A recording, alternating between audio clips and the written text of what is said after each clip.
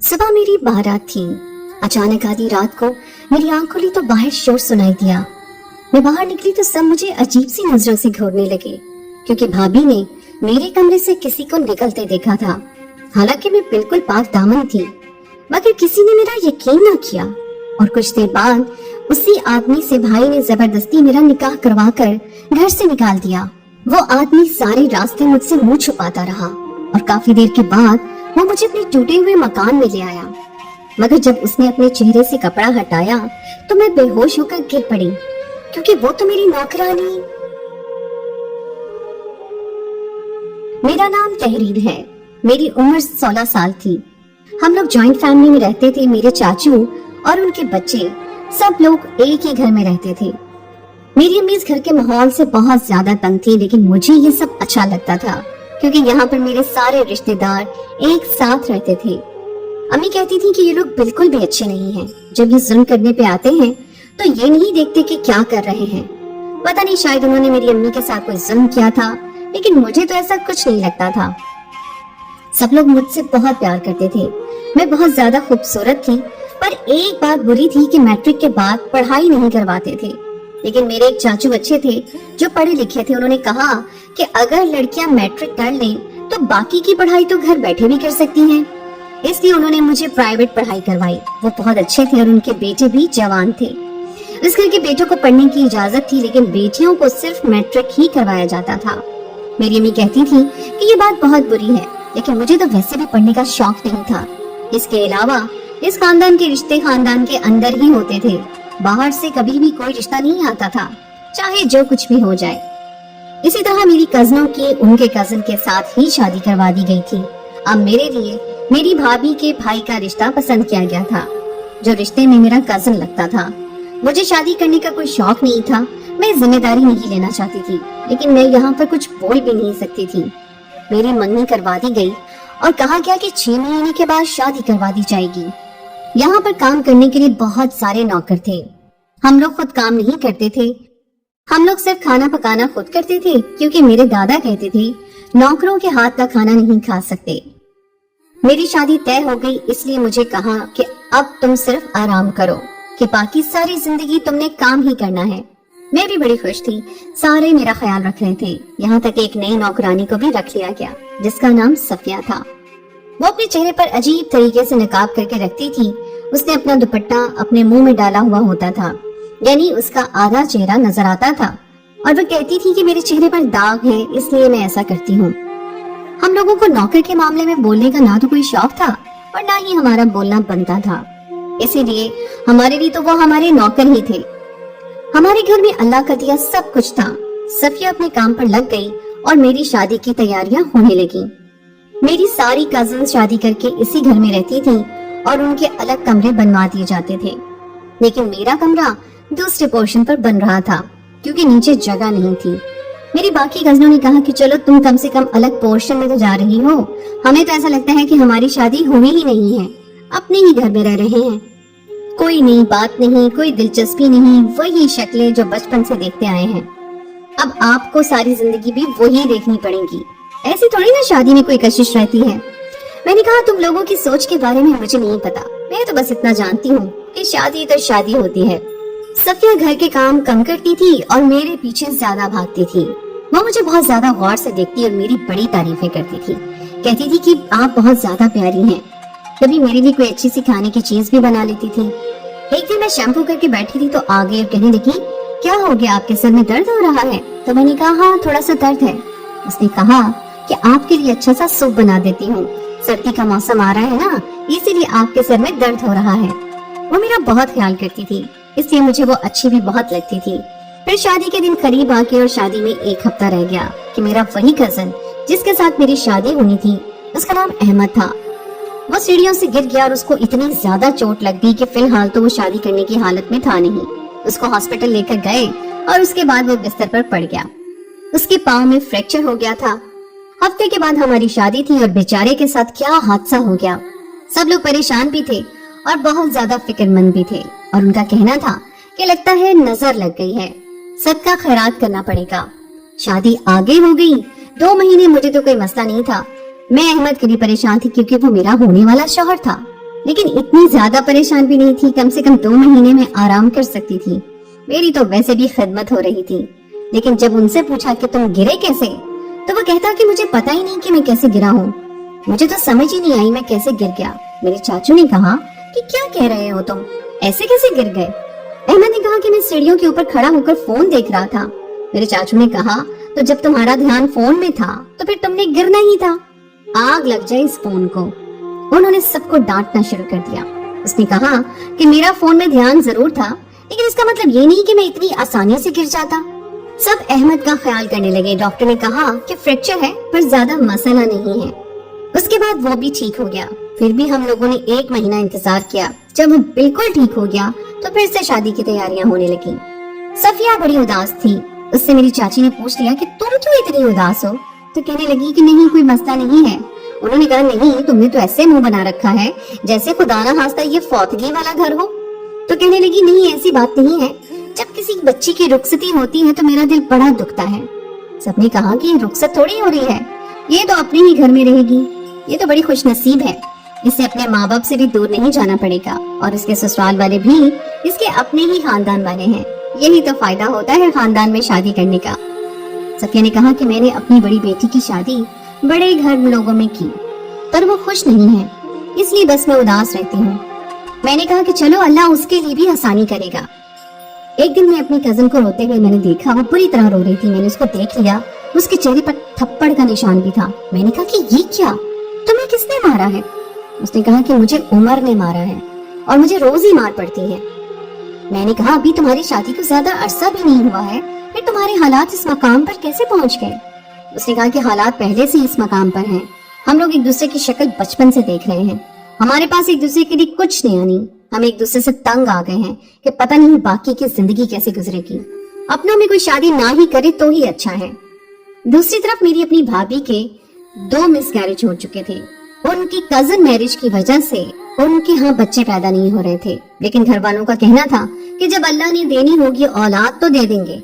लेकिन भाभी के 2 मिसकैरेज होने की वजह से उनकी सेहत बहुत ज्यादा खराब हो गई थी। वो ज्यादा दुबली पतली हो गई थी, वो हर टाइम थकी रहती थी। ये सारे मामला देखकर तो अब मुझे डर लग रहा था। पहले मैं अपनी शादी को लेकर संजीदा नहीं थी, लेकिन अब फिर से शादी की तैयारियां होने लगी। 1 हफ्ते के बाद मेरी शादी थी और मेरा होने वाला शौहर बिल्कुल ठीक हो चुका था।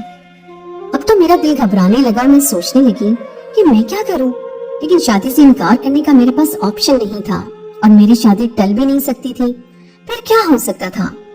एक दिन मैं उदास बैठी थी कि सफिया वहां आई और कमरा सेट करने लगी। उसने मुझसे पूछा कि आप क्यों परेशान हो?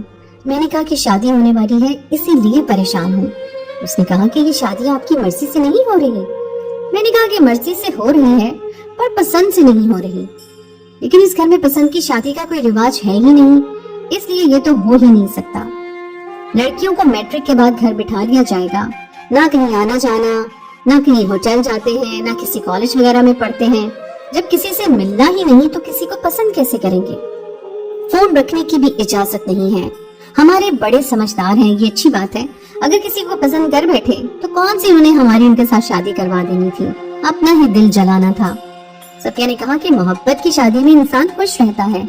मैंने कहा क्यों, बाकी शादियों में इंसान खुश नहीं रहता? तो उसने कहा कि नहीं, मोहब्बत काफी कुछ बचा लेती है। जब इंसान लड़ता है तो सोचता है कि नहीं, मैंने इससे मोहब्बत की थी, मेरी पसंद का इंसान है, तो थोड़ा बहुत लिहाज कर लेता है। मोहब्बत की शादी में भी लोग झगड़ा तो करते हैं, लेकिन फिर भी उनके बीच में मोहब्बत होती है और मोहब्बत अल्लाह का दिया हुआ खूबसूरत जज्बा है। सफिया की बात मेरे दिल को लगी, लेकिन अब तो मेरी शादी हो रही थी, क्या हो सकता था? शादी के दिन जैसे जैसे करीब आने लगे, गोया घर में मुसीबत ही टूटने लगी। शामियाने में आग लग जाती तो सारा शामियाना टूट गया। उनके मालिक को पैसे देकर दूसरे से बात करनी पड़ी, लेकिन शादी का सीजन चल रहा था। उसने कहा कि 2 हफ्ते तक दूसरा सेट नहीं दे सकता।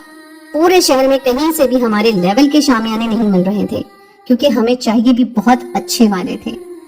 ये मसला अपनी जगह बन गया। उसके बाद से अजीब और गरीब हरकतें होने लगी। पूरे घर की बिजली खराब हो गई तो कभी कुछ टूट जाता। सब कह रहे थे कि पता नहीं क्या हो गया है, नजर लग गई है। बार बार घर में खत्म पढ़ाया जाने लगा, लेकिन फिर भी मसले खत्म होने का नाम ही नहीं ले रहे थे।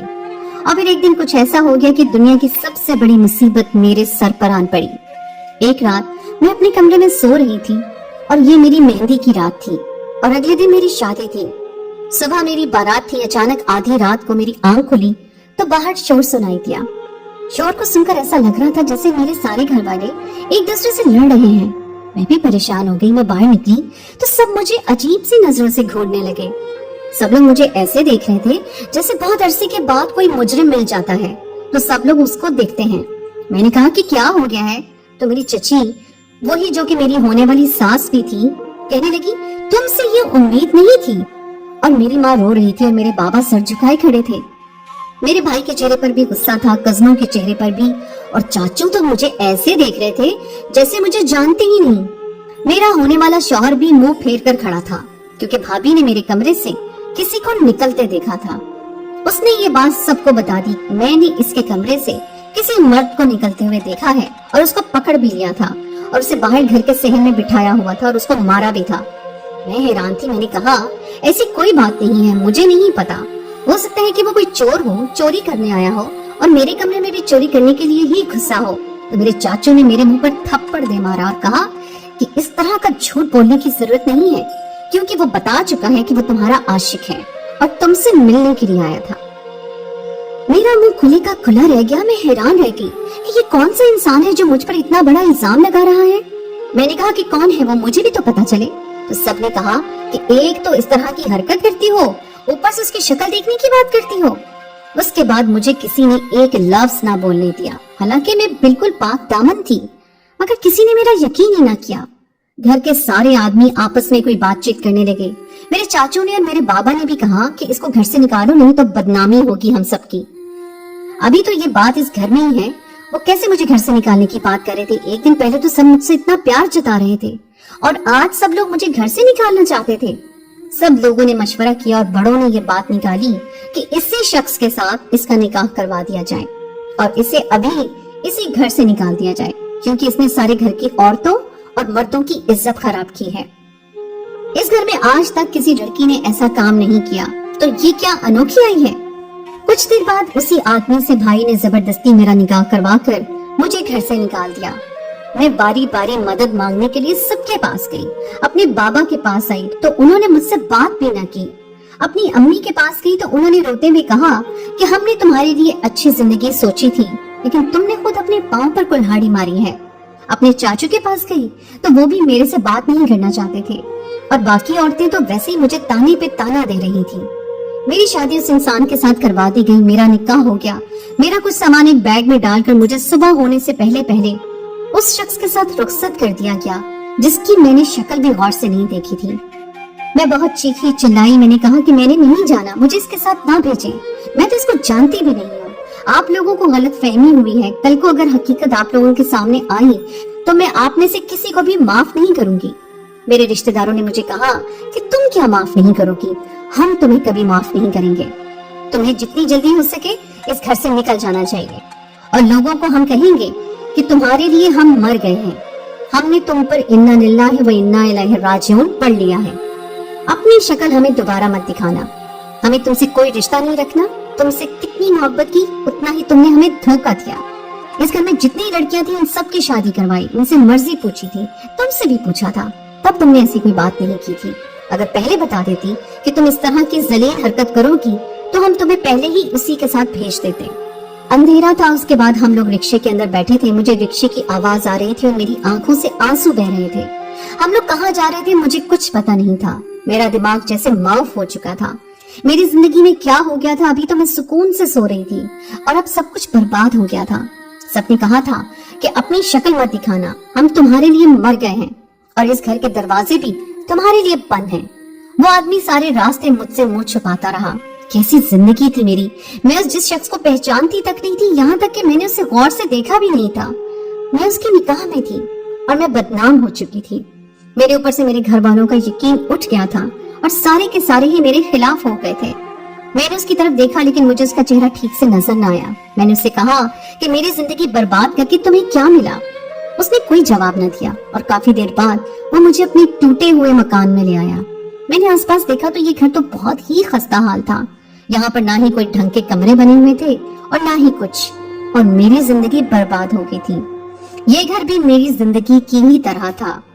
उसने मुझे कमरा दिखाया, कहा कि आपके लिए मेरे पास ज्यादा अच्छा घर नहीं है, लेकिन फिलहाल ये ही मेरा घर है। उसकी आवाज सुनकर मुझे थोड़ी हैरानगी हुई, क्योंकि अभी मैंने उस पर गौर किया था। तो मैंने कहा कि तुमने चेहरा क्यों छुपा रखा है, अपना चेहरा तो दिखाओ मुझे भी तो पता चले कि जिसने मेरी जिंदगी बर्बाद की है उसका चेहरा कैसा है। मगर जब उसने अपने चेहरे से कपड़ा हटाया तो मैं बेहोश होकर गिर पड़ी। जब मुझे होश आया तो मेरा शौहर मेरे सरहाने बैठा मेरा सर दबा रहा था। मैं हैरान परेशान रह गई और उससे दूर हट गई, क्योंकि वो मेरा शौहर नहीं, वो तो सफिया थी। वो तो मेरी नौकरानी थी, वही नौकरानी जो हमारे घर में काम करती थी और मुझे सबसे ज्यादा प्यार करती थी। लेकिन ये मेरे शौहर की तरह क्यों नजर आ रही थी, या फिर इसकी शक्ल मेरे शौहर से मिल रही थी, और क्या मेरे शौहर की शक्ल इससे मिल रही थी? पता नहीं क्या था, मेरा दिमाग घूम चुका था। उसने कहा कि मेरा नाम अली है, तुम जिस स्कूल में पढ़ती थी मैं उसके सामने दुकान लगाता था, तुम्हें आते जाते देखता था, तुमसे बहुत मोहब्बत करता था, सच्ची वाली मोहब्बत। तुम्हारे बगैर नहीं रह सकता था, इसीलिए नौकरानी बनकर मैं तुम्हारे घर में काम करने लगा। तभी तो मैंने वहाँ पर भी चेहरा छुपाया होता था, क्योंकि मैं तुमसे बहुत मोहब्बत करता हूँ। मैंने ही तुम्हारे शौहर को सीढ़ियों से धक्का दिया था ताकि ये शादी ना हो सके, और मैं ही तुम्हारे कमरे में आया था क्योंकि उस वक्त मेरे पास शादी रुकवाने का और कोई तरीका नहीं था। मैंने तुम पर इल्जाम लगाया और कहा कि मैं तुमसे मिलने के लिए आया हूँ ताकि ये लोग इसी तरह की कोई हरकत करें, और मैं कामयाब हो गया। अब तुम मेरी बीवी हो और मेरे साथ रहो, और मैं इस दुनिया का सबसे खुशकिस्मत इंसान हूँ। मैं तुमसे बहुत मोहब्बत करता हूँ, मैं तुम्हें बहुत खुश रखने की कोशिश करूंगा। मैंने कहा कि तुम मुझसे मोहब्बत करते हो, तुम इसको मोहब्बत कहते हो? तुमने मुझे बदनाम कर दिया, मेरे खानदान के सामने जलील करवा दिया। मैं तो एक पल के लिए भी यहाँ नहीं रहूंगी, यहाँ से चली जाऊंगी और अपने घर वालों को सब बता दूंगी। जब मैं वहाँ से जाने लगी तो अली ने मुझे कहा कि तुम शौक से जा सकती हो, लेकिन जिन्होंने पहले तुम्हारा भरोसा नहीं किया अब क्यों करेंगे?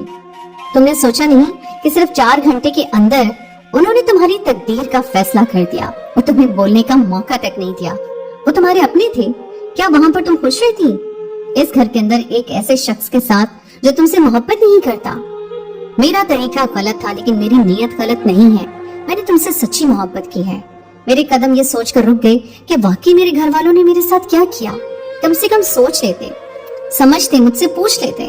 मेरे माँ बाप उनको इतना नहीं कह सकते थे कि हमें अपनी बेटी पर भरोसा है, ये ऐसा नहीं कर सकती।